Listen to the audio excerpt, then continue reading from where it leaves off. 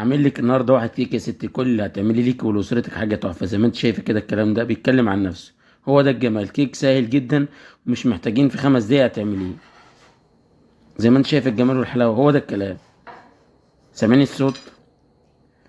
كيكه كده اسفنجيه وجميله وتحفه ناجحه ازاي. زي ما انت شايفه كده محتاجين طبعا عدد بيضتين بدرجه حراره الغرفه، وعندنا 100 جرام من السكر اللي هو نص كوب من السكر، و2 جرام من الملح اللي هي ذرة ملح، و2 جرام من الفانيليا نفس الكلام يا جماعة، نفس المعلقة بتاعتنا دي كده. طبعا هنبدأ نجيب المضرب بتاعنا كده بقى ونضرب في المكونات دي كده مع بعضيها. بنضرب المكونات كده يا جماعة كده ومنملش عشان نخلي القوام كريمي كده وناعم زي ما انتم شايفين كده. نبدأ نضرب بالمضرب بتاعنا، لو ما عندكش مضرب آلي ممكن تضرب بالمضرب السلك. هو ده الكلام. القوام بقى كريمي معانا ازاي زي ما انتم شايفين. طبعا عندنا الكوب المعياري اللي موجود في كل بيت طبعا، هنبدأ بقى نعاير بيه بتاع الحاجة بتاعتنا. عندنا طبعا المقاوم عامل ازاي يا جماعة زي ما انتم شايفين كده، هو ده المطلوب. عندنا نص كوب من الزيت بالكوب المعياري اللي موجود في كل بيت. بننزل بنص كوب من الزيت زي ما انتم شايفين كده. نبدأ نقلبه بالراحة بقى لحد كله ما يتجانس مع بعضه.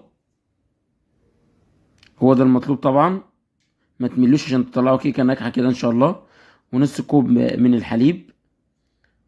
طبعا بننزل بنص كوب الحليب ده كده يا جماعة ونقلبه برده مع المكونات، باقي المكونات، لحد ما ينعم معانا القوام ويبقى قوام كريمي كده.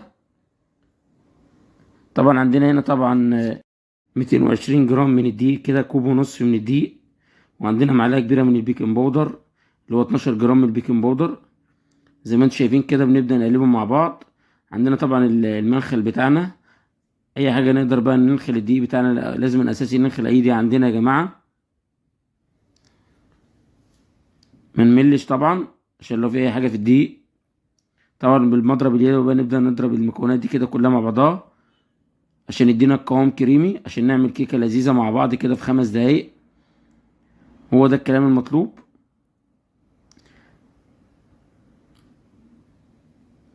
نقلب الكيكة لحد ما نوصل للقوام الكريمي زي ما انتم شايفين كده.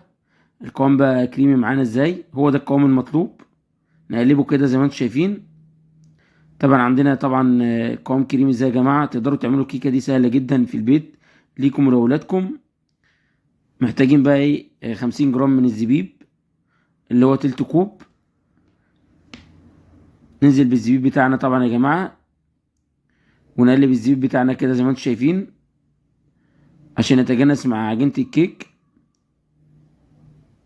هو ده القوام المطلوب. طبعا عندنا صينية او قالب 24 سنتي، بندهنينه طبعا زيت وبنرشه دقيق كده عشان الكيكة بتاعتنا ده عازل للكيك.